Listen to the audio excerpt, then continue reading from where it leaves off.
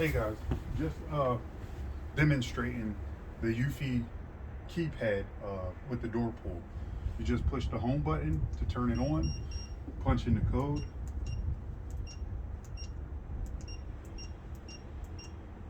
push the code in, and then grab the home button, take the tension off, and let it rock and roll.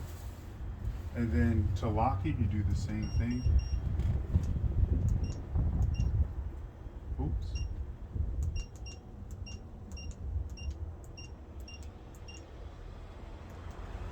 And then you give it some tension, and there you go. Hope that helps you.